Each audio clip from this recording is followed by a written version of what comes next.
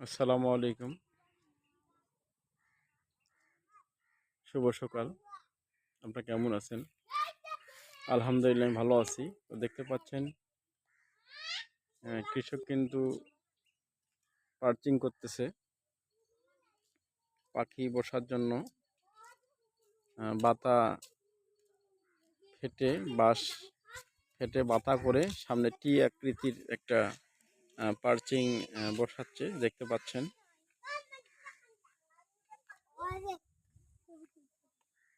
পুরো জমিতে পার্চিং আছে। এই যে দেখতে পাচ্ছেন।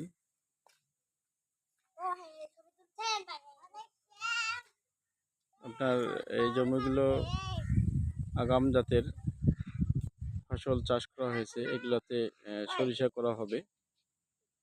সরিষা, আলু, বিভিন্ন ধরনের ভুট্টা এই জমিগুলোতে রিপ্রোডাক্টিভ একটা এরিয়া। খুব সুন্দর চাষ করা যায়। ফসলও খুব ভালো হয়। আলহামদুলিল্লাহ দেখতে পাচ্ছেন কৃষকগণও খুব ভালো মনোযোগী।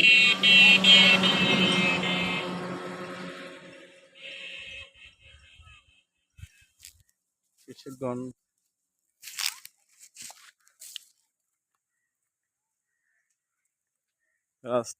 রাস্তার পাশেই কিন্তু জমি।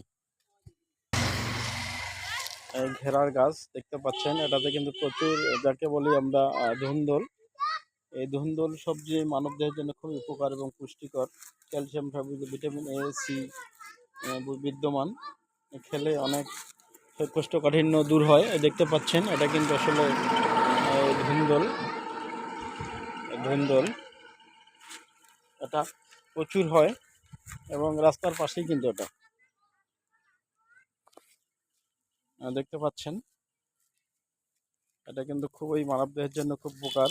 অ্যান্টিঅক্সিডেন্ট, প্রেশারকে ঠিক রাখে, শরীরকে ফিট রাখে এবং কোষ্ঠকাঠিন্য দূর করে, রুচি বাড়ায় এবং রুচিবর্ধক। এবং এটা মাছের সঙ্গে, শুকটির সঙ্গে বিভিন্ন মুখরোচক খাদ্য তৈরি করা যায়, ভর্তা তৈরি করা যায় এবং সবজিটাও খুব সুস্বাদু এবং ভালো।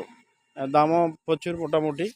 দেখতে পাচ্ছেন এটা ধুন্দল। আপনার একটি গাছ বিচি একটা মাদায় মানে গর্ত করে মাদায় রেখে আপনার সার বীজ এবং বিভিন্ন ধরনের পানি টানি দিলেই কিন্তু এটা হয়ে যাবে। এভাবে আপনার তৈরি করবেন। তো অবশ্যই আপনার করবেন, স্বাস্থ্যের জন্য ভালো, খাবেন। আসসালামু আলাইকুম।